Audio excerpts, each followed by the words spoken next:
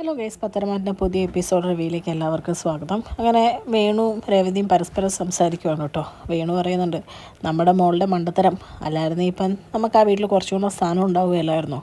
അന്ന് ആ ദേവയാനിക്ക് ഇച്ചിരി കൊണ്ട് ചോര കൊടുത്തിരുന്നെങ്കിൽ ആ ചോര കൊടുത്തതിൻ്റെ പേരിൽ നമുക്ക് കണക്ക് പറഞ്ഞ് എന്തെങ്കിലുമൊക്കെ മേടിക്കാമായിരുന്നു.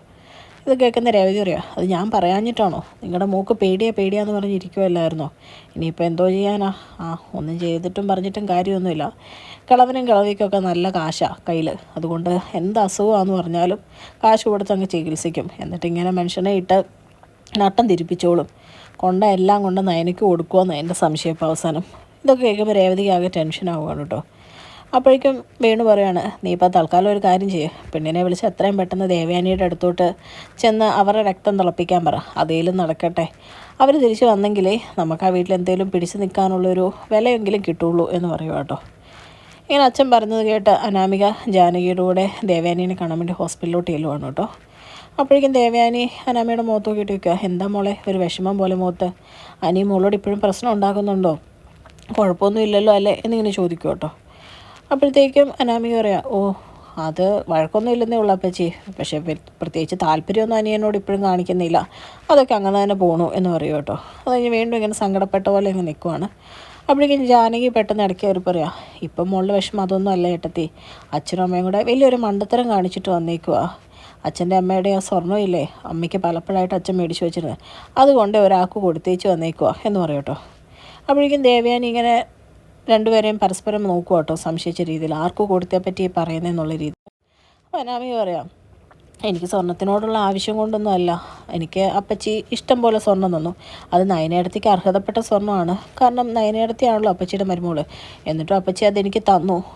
അപ്പോൾ എനിക്ക് ആവശ്യത്തിനുണ്ട്, എൻ്റെ അച്ഛനും അമ്മയും തന്നിട്ടുമുണ്ട്. എന്നാലും എന്നിങ്ങനെ പറഞ്ഞു വരുമ്പോഴേക്കും ദേവേനി പറയാം, നയനയ്ക്ക് ഞാൻ സ്വർണം കൊടുത്തത് നയനയ്ക്ക് അർഹതപ്പെട്ടാന്ന് മോളോട് ആര് പറഞ്ഞു? നയനയ്ക്ക് അതിലൊരു അർഹതയില്ല. ഞാൻ മരുമോളായിട്ട് ഒരാളെ മാത്രമേ വീട്ടിലോട്ട് കൈപിടിച്ച് കയറ്റിയിട്ടുള്ളൂ, അത് മോളാണ്. മോൾക്ക് മാത്രമേ ഞാൻ എന്തെങ്കിലും തന്നിട്ടുണ്ടെങ്കിൽ അതിൽ അർഹതപ്പെട്ട് കൊടുത്തു എന്ന് എനിക്ക് തോന്നിയിട്ടുള്ളൂ എന്ന് പറയും കേട്ടോ. ഇത് കേൾക്കുമ്പം നല്ല പോലെ സന്തോഷിക്കുകയാണ് കേട്ടോ മനസ്സിൽ അനാമിക. അത് കഴിയുമ്പോഴത്തേക്കും അനാമിക പറയോട് ദേവേനി ചോദിക്കുക, അല്ല മോളിത് ആരെപ്പറ്റിയാണ് പറഞ്ഞുകൊണ്ടിരുന്നത്? ആർക്ക് സ്വർണം കൊണ്ട് കൊടുത്തു എന്നാ അച്ഛനും അമ്മയും എന്ന് ചോദിക്കുക കേട്ടോ. ഇത് കേൾക്കുമ്പോൾ ജാനകി പറയാം, വേറെ ആർക്കാ? നയനയ്ക്ക് എന്ന് പറയും കേട്ടോ. ഇത് കേൾക്കുമ്പോഴേക്കും ദേവയാനി അങ്ങ് ഞെട്ടിപ്പോവാണ്. അതിന് അനാമിക പറയുവാണ്, അതേന്നേ മുത്തശ്ശനും മുത്തശ്ശിയും എല്ലാ സ്വർണവും കൊണ്ട് അവിടെ കൊടുത്തു. ആ വീട്ടിലെ ഇളയ മരുമോളല്ലേ ഞാൻ. എൻ്റെ അച്ഛനോടും അമ്മയോടും പറഞ്ഞാൽ ആ കനത്തിലും തൂക്കത്തിലും എനിക്ക് സ്വർണം കൊണ്ട് തരും. എങ്കിലും ഈ മരുമക്കളെ ഇങ്ങനെ വേർതിരിച്ച് കാണാവോ എന്നൊക്കെ ചോദിക്കും കേട്ടോ. ഇതൊക്കെ കേൾക്കാൻ ദേവയാനി വരെയാണ്, ഈ അച്ഛനും അമ്മയ്ക്ക് ഇത് എന്നാ പറ്റിയേ? പ്രായമായപ്പോൾ തലയുടെ ഉള്ള സ്ഥിരതയും കൂടെ പോയോ? ഇതെല്ലാം കൊണ്ട് അവൾക്ക് കൊടുക്കേണ്ട കാര്യം എന്താ എന്ന് ചോദിക്കും കേട്ടോ. അപ്പോഴേക്കും ജാനകി പറയാം, കാര്യമില്ലാന്നൊന്നും പറയാൻ പറ്റില്ല ഏടത്തി, അവൾ വീട്ടിൽ പോയി നിൽക്കുമല്ലേ, ഇനി തിരിച്ച് വന്നില്ലല്ലോ എന്നോർത്ത് കാണിച്ചു കൂട്ടുന്നതായിരിക്കും എന്ന് പറയുമോ. ഇത് കേൾക്കുമ്പോഴേക്കും ദേവയാനി പറയാം, ഞാനൊന്ന് ആരോഗ്യസ്ഥിതി വീണ്ടെടുത്ത് വരട്ടെ, കുറച്ചും കൂടെ കാര്യമായിട്ട് വീട്ടിലെ കാര്യങ്ങളൊക്കെ നോക്കിയില്ലെങ്കിൽ പലതും കൈവിട്ടു പോകും. പിന്നെ അച്ഛനോടും അമ്മയോടും ഈ പ്രായത്തിൽ നമുക്കൊന്നും പറയാൻ പറ്റില്ലല്ലോ, ചോദിക്കാനും പറ്റില്ല. എന്നിട്ട് അനാമികയോട് പറയുക കേട്ടോ ദേവയാനി, മോളൊരു കാര്യം ചെയ്യണം, അച്ഛനെ അമ്മയും നല്ലപോലെ നോക്കണം. അവളെ നോക്കുന്നതിലും ഇരട്ടി സമയവും ശ്രദ്ധയൊക്കെ കൊടുത്ത് മോള് നോക്കിക്കഴിഞ്ഞാൽ അവളുടെ മുഖം അങ്ങ് പയ്യെ മറക്കും. വയസ്സും പ്രായമൊക്കെ ആയതുകൊണ്ട് അവർക്ക് ഒരാളെ സഹായത്തിന് ആവശ്യമാണ് അവളെപ്പോലെ. അതുകൊണ്ടാണ് അവളെങ്ങനെ കൂടെ നിർത്തിയിരിക്കുന്നത്, അല്ലാതെ ഒന്നുമില്ല. അത് മോള് വിചാരിച്ചാൽ എന്തായാലും മാറ്റാൻ പറ്റും എന്ന് പറയും കേട്ടോ. ഇതൊക്കെ കേൾക്കുമ്പോൾ അനാമിക മനസ്സിൽ ചിന്തിക്കും, ഇനി കിളവനെയും കിളവിയും കൂടെ നോക്കിയിട്ടും കൂടെ വേണോ സ്വത്ത് കിട്ടാൻ എന്നോർത്തിങ്ങനെ നിൽക്കുവാണ്. അത് കഴിയുമ്പോൾ കാണിക്കുന്ന അബീനെയാണ് കേട്ടോ. അബി ഇങ്ങനെ നയനെ ഒരുങ്ങി താഴോട്ട് വരുമ്പോൾ ചോദിക്കുകയാണ്, നീ ഇങ്ങനെ എപ്പോഴും ഒരുങ്ങിക്കെട്ടി നടന്നോ? നിന്നെ കൊണ്ട് എന്തെങ്കിലും ഗുണമുണ്ടോ എന്ന് ചോദിക്കുക. അപ്പോഴേക്കും തിരിച്ച് അബിയോട് ചോദിക്കുവാണ് കേട്ടോ നവ്യ, അതിന് നിന്നെ കൊണ്ട് എന്ത് ഗുണമോ എനിക്കുള്ളത്? ഒരു കുഞ്ഞിനെ കിട്ടിയതോ?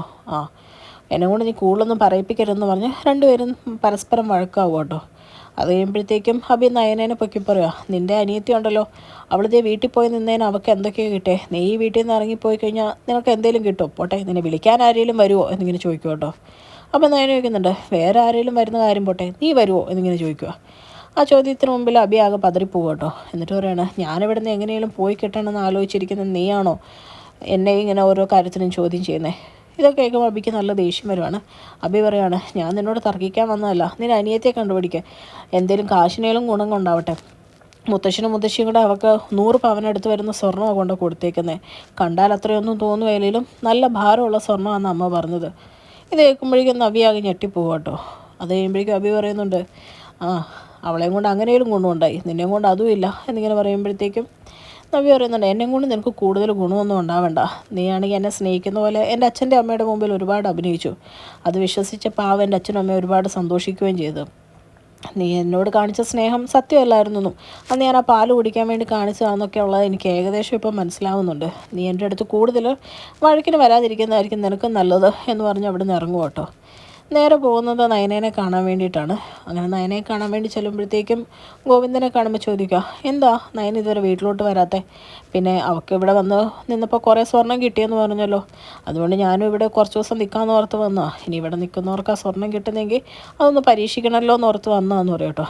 ഇതൊക്കെ കേൾക്കുമ്പോൾ ഗോവിന്ദൻ പറയാണ്, ആ സ്വർണം കിട്ടി മോളെ, പക്ഷെ അത് ഞങ്ങളോ നയനമോളോ ചോദിച്ചിട്ട് കൊണ്ടുവന്നൊന്നുമല്ല, അതിനൊരു കാരണമുണ്ട്. അത് മോളകത്തേന്ന് നോക്കുമ്പോൾ മോൾക്ക് മനസ്സിലാവുകയും ചെയ്യുമെന്ന് പറയും കേട്ടോ. ഇതൊക്കെ കേൾക്കുമ്പോഴേക്കും നവ്യ കാരണം എന്താണെന്ന് പറയാച്ചാന്ന് പറയുമ്പോഴേക്കും ഗോവിന്ദൻ പറയുന്നുണ്ട്, മോളകത്തോട്ടല്ലേ ചെല്ലുന്നേ, ചെന്ന് നോക്ക് എന്ന് പറയും കേട്ടോ. അങ്ങനെ നേരെ നയനയുടെ മുറിയിലോട്ട് കയറി ചെല്ലുവാണ് നവ്യ. അപ്പോൾ അവിടെ നയന കിടക്കുന്ന കാണുമ്പോഴത്തേക്കും നവ്യ പെട്ടെന്ന് ചോദിക്കുവാണ്, അയ്യോ നിനക്ക് എന്ത് പറ്റി, എന്തോ ഒരു ക്ഷീണം, എന്താ കിടക്കുന്നതെന്ന് ചോദിക്കും കേട്ടോ. എന്താണെന്നല്ലേ ചോദിച്ചേ എന്ന് പറയുമ്പോഴും നയന ഒന്നും മിണ്ടുന്നില്ല. അത് കഴിയുമ്പോൾ ചോദിക്കും, നീ എന്താ കിടക്കുന്നതെന്ന് ചോദിക്കുമ്പോഴേക്കും നയന പറയും, ഞാൻ കിടക്കുന്നതാണ് ഇപ്പോൾ പ്രശ്നം, ഞാനൊന്ന് എഴുന്നേറ്റിരിക്കാമെന്ന് പറഞ്ഞ് പയ്യെ പിടിച്ച് എഴുന്നേറ്റിരിക്കുക കേട്ടോ. അത് കഴിയുമ്പോഴേക്കും നവ്യ ചോദിക്കുകയാണ്, എന്താ മോളെ നിനക്ക് പറ്റിയത് എന്നാകെ വിഷമിച്ച് ചോദിക്കുമ്പോഴത്തേക്കും നയന പറയും, ഒരു സർജറി കഴിഞ്ഞു എന്ന് പറയുമ്പോഴേക്കും ഏകദേശം എല്ലാം നവ്യയ്ക്ക് മനസ്സിലാവുകയാണ് കേട്ടോ. നവ്യ ഇപ്പോൾ പറയുന്നുണ്ട്, എനിക്ക് അപ്പോഴേ സംശയം ഉണ്ടായിരുന്നു, നിൻ്റെ അമ്മായിയമ്മയുടെ ഓപ്പറേഷൻ കഴിഞ്ഞ് പിന്നെ നീ അങ്ങോട്ട് വരാതിരുന്നപ്പോഴേ, അപ്പോൾ അതിന് പ്രതിഫലമായിട്ടാണോ മുത്തശ്ശനും മുത്തശ്ശിയും ഇത്രയും പെട്ടെന്ന് നിനക്ക് ഇത്രയും സ്വർണ്ണമൊക്കെ കൊണ്ട് തന്നോന്ന് ചോദിക്കും കേട്ടോ. അത് കഴിയുമ്പോൾ പറയുവാണ്, ഓ ഈ സ്വർണ്ണം ഇവിടെ കൊണ്ട് തന്നതിൻ്റെ പേരിൽ അവിടെ ഇരിക്കപ്പുറത്തിയില്ല, അബിയും ജാനകിയും അനാമികയും എല്ലാവരും പ്രശ്നങ്ങളും ഉണ്ടാക്കുന്നുണ്ട്. അവിടെ പിന്നെ പ്രശ്നത്തിനാണോ പഞ്ഞം, ആ അബി എന്ന് പറയുന്നവർ എന്നെ സ്നേഹിച്ചു തുടങ്ങിയെന്ന് ഓർത്തതാ എന്ന് പറയുമ്പോഴത്തേക്കും നയന ചോദിക്കുകയാണ്, ഇപ്പോഴും സ്വഭാവത്തിന് മാറ്റമൊന്നുമില്ല ചേച്ചി അബിയുടെ എന്ന് ചോദിക്കുമ്പോഴത്തേക്കും എന്ത് മാറ്റം, അന്ന് ആ കുഞ്ഞിനെ എന്നെയും കൊല്ലാൻ വേണ്ടിയിട്ട് ആ പാല് തന്നുകൊണ്ട് അവൻ സ്നേഹിക്കുന്ന പോലെ ഒന്ന് അഭിനയിക്കുകയും ചെയ്തു എന്ന് പറയും കേട്ടോ. ഇത് പെട്ടെന്ന് കേട്ട് കനക അങ്ങ് കയറി വരുവാണ്. അപ്പോൾ കനക ചോദിക്കുകയാണ്, അപ്പോൾ അന്ന് അവൻ കാണിച്ചല്ല അഭിനയമായിരുന്നോ, ഇത് മോളുടെ അച്ഛൻ അറിയാമായിരുന്നോ, അതാണോ ഗോവിന്ദേട്ടൻ അവിടെ പോയിട്ട് വന്നേ പിന്നെ നിങ്ങളുടെ കാര്യം ചോദിക്കുമ്പോൾ എപ്പോഴും ഒഴിഞ്ഞു മാറി നടക്കുന്നേ? ഇത് കേട്ട് ഗോവിന്ദനും വരും കേട്ടോ. ഗോവിന്ദൻ പറയുന്നുണ്ട്, ആ അറിയായിരുന്നു, പിന്നെ ഇവിടെ വന്ന് പറഞ്ഞ് നിങ്ങളെയും കൂടെ വിഷമിപ്പിക്കണ്ടല്ലോ എന്നോർത്താ മറിച്ച് മേടിച്ചതെന്ന് പറയും കേട്ടോ. ഇതെല്ലാം കേട്ട് കഴിയുമ്പോൾ കനക പറയാണ്, എൻ്റെ നവിമോളെ നിനക്ക് അവിടെ പറ്റുന്നില്ലെങ്കിൽ ഇവിടെ വന്നു നിന്നു, അവിടെ നിന്ന് സ്വന്തം കുഞ്ഞിനെ കൊല്ലാൻ ഉദ്ദേശിക്കുന്നവരോട് ജീവിക്കുന്നതിലും ഭേദമല്ലേ അത്.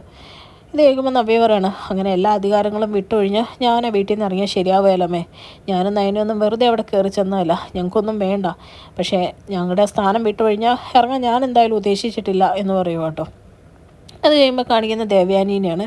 ദേവയാനീനെ കാണാൻ വേണ്ടി ആദർശ് വരുമ്പോഴത്തേക്കും ആദർശിനോട് ദേവയാനി വയ്ക്കുക, അച്ഛനും അമ്മയ്ക്കും പ്രായം വരുമ്പോൾ തലയ്ക്ക് എന്തെങ്കിലും കുഴപ്പമുണ്ടോ? ഇത് കേൾക്കുമ്പോൾ ആദർശ് എന്താ അമ്മ അങ്ങനെ ചോദിച്ചതെന്ന് ചോദിക്കുക. അപ്പോഴേക്കും ദേവേനി പറയാണ്, ആ സ്വർണ്ണം എല്ലാം കൊണ്ട് നിൻ്റെ ഭാര്യയ്ക്ക് കൊടുത്തേക്കുന്നു, അല്ല അതിൻ്റെ കാരണം എന്താ? അപ്പോഴേക്കും ആദർശം പറയാം, അതെനിക്കറിയില്ല അമ്മ, മുത്തശ്ശനെയും മുത്തശ്ശിയും കാണുമ്പോൾ നേരിട്ട് ചോദിച്ചോളൂ എന്ന് പറയാം കേട്ടോ. അപ്പോഴേക്കും ദേവേനി പറയുന്നുണ്ട്, അങ്ങനെ അച്ഛനോട് ആരുടെയും കാര്യം പോയി ചോദിക്കാൻ പറ്റുമോ നമുക്ക്? അച്ഛനെ ചോദ്യം ചെയ്യാൻ പറ്റില്ലല്ലോ, അല്ലെങ്കിലും ആ സ്വർണം കൊടുക്കേണ്ടത് നയനയ്ക്കാണോ? അല്ല അത് നന്ദുവിന് കൊടുക്കാൻ വേണ്ടി കൊടുത്തതാണോ എന്ന് ചോദിക്കും കേട്ടോ. അപ്പോഴേക്കും ആദർശിക്കുക, അതെന്താ അമ്മ അങ്ങനെ ചോദിച്ചേ? അല്ല അനിയായിട്ടുള്ള വിവാഹം നടന്നില്ലല്ലോ, അപ്പോൾ എന്തെങ്കിലും നല്ല കുടുംബത്തിൽ നിന്ന് നമുക്ക് ഒരു ബന്ധം വരണമല്ലോ എന്നോർത്ത് കൊടുത്തതാണോ എന്ന് ചോദിക്കും കേട്ടോ. ഇത് കേൾക്കുമ്പോൾ ആദർശിന് ദേഷ്യം വരുന്നുണ്ട്. ആദർശ് പറയുന്നുണ്ട്, അവളുടെ വീട്ടുകാരോ ഒന്നും ചോദിച്ചിട്ടില്ല, മുത്തശ്ശനും മുത്തശ്ശിയാണ് കൊണ്ടു കൊടുത്തത്, അതും എന്നോട് പോലും പറയാതെ. ഇനിയിപ്പോൾ അമ്മയ്ക്ക് എന്തെങ്കിലും സംശയം ഉണ്ടെങ്കിൽ മുത്തശ്ശനോടോ ചോദിച്ചു നോക്കിക്കോ എന്ന് പറയാം കേട്ടോ. ഇത് കഴിയുമ്പോൾ ദേവേനി പറയുകയാണ്, ഇങ്ങനെ സ്വർണം കൊടുക്കണം എന്നുണ്ടായിരുന്നെങ്കിൽ അത് കൊടുക്കേണ്ടത് അവൾക്കല്ലായിരുന്നു, എനിക്ക് കരൾ തന്ന് സഹായിച്ച ആ പെങ്കൊച്ചിനായിരുന്നു, അങ്ങനെയുള്ളവർക്കൊക്കെ കൊടുത്തു കഴിഞ്ഞാൽ വല്ല പുണ്യവും കിട്ടും, ഇത് ചുമ്മാ എന്ന് പറയും കേട്ടോ. ഇത് കേൾക്കുമ്പോഴേക്കും ആദർശ് ദേഷ്യവും വിഷമവും വരുവാണ്.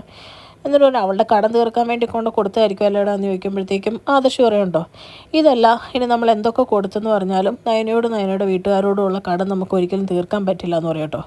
അപ്പോഴേക്കും ദേവയാനി അതെന്താടാന്ന് ചോദിക്കുമ്പോൾ ഇങ്ങനെ ചിന്തിച്ച് നിൽക്കുന്ന ആദർശിനെ കാണിച്ചുകൊണ്ടാണ് കേട്ടോ ഇന്നത്തെ എപ്പിസോഡ് അവസാനിക്കുന്നത്. ചാനൽ ഇഷ്ടപ്പെട്ടാൽ ലൈക്ക് ചെയ്യാൻ സബ്സ്ക്രൈബ് ചെയ്യാൻ